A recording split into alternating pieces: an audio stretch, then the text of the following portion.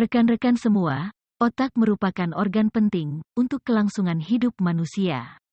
Baik otak kanan maupun otak kiri memiliki fungsi penting yang saling berkaitan. Meskipun membentuk satu kesatuan organ, otak kanan dan otak kiri dipercaya mempengaruhi kecerdasan yang berbeda. Berikut beberapa perbedaan dari kecerdasan otak kanan dan kiri yang dihimpun penelitian tentang perbedaan fungsi otak kanan dan kiri pertama kali dilakukan oleh ahli psikobiologi Roger Wespery pada tahun 1960-an. Penelitian dari pemenang Nobel ini kemudian dikembangkan menjadi teori tentang kecerdasan otak kanan dan kiri. Berdasarkan penelitian tersebut, fungsi dari otak kanan diantaranya mengenali wajah, mengekspresikan perasaan dan emosi, menciptakan musik, mengenali emosi, mengenali dan mengapresiasikan warna, imajinasi, intuisi dan kreatif. Orang yang dominan dengan otak kanan biasanya unggul pada hal-hal yang berkaitan dengan seni dan kreativitas. Rekan-rekan semua, otak manusia terdiri dari 100 miliar hingga 1 triliun sel-sel neuron. Bila dioptimalkan akan dapat berfungsi dengan sangat luar biasa. Kebanyakan manusia hanya menggunakan 1% dari kemampuan otak, sedangkan 99% sisanya hanya menjadi neuron tidur.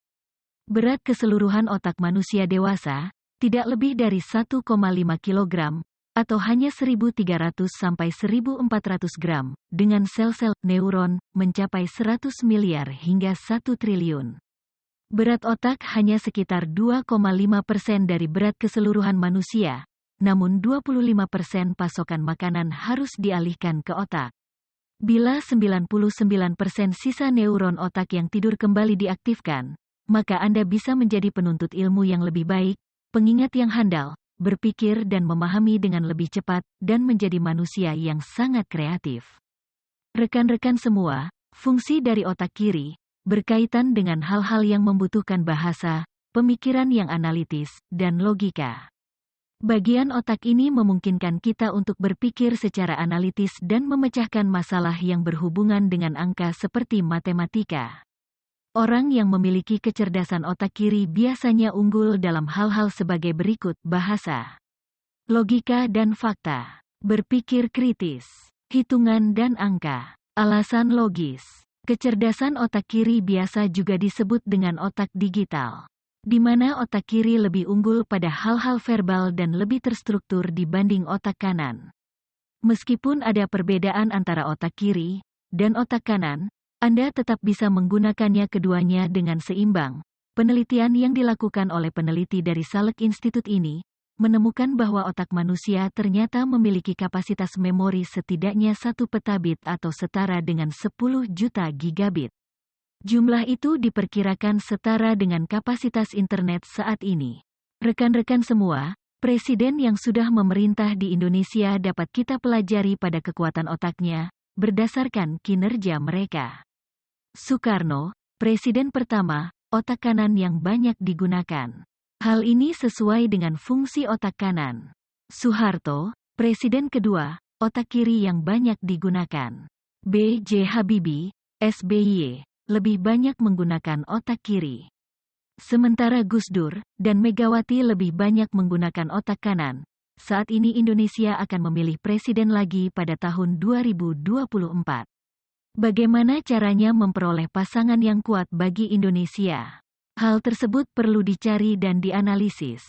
Dari hasil uraian kinerja presiden yang telah lewat, maka masing-masing presiden mereka dominan hanya menggunakan satu bagian otaknya, yaitu otak kiri atau otak kanan. Untuk tahun 2024, sebaiknya dicoba dicari pasangan yang mampu menggunakan otaknya secara maksimum melalui otak kiri dan otak kanan, sehingga mereka mampu menghasilkan pemikiran yang cemerlang bagi bangsa Indonesia.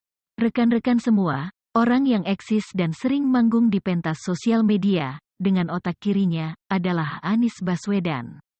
Sedangkan, orang yang banyak menggunakan otak kanannya adalah Rocky Gerung. Anies Baswedan, pakar di bidangnya, maksimal pendidikannya. Sementara, Rocky Gerung lincah berjoget dengan kata-katanya. Kita tahu pada 2024, pemerintah Indonesia akan berjuang sangat keras. Untuk itu Indonesia membutuhkan orang yang mampu menggunakan kekuatan otaknya secara maksimal. Sangat sulit mencari satu orang yang sukses dengan kedua sisi otaknya. Solusinya adalah memadukan kedua orang ini menjadi satu untuk dipilih jadi presiden dan wakil presiden. Saya bukan kampanye, tapi mencari orang yang kuat berpikirnya demi kemakmuran bangsa dan negara. Apakah Anda mempunyai pandangan lain? Silahkan komen.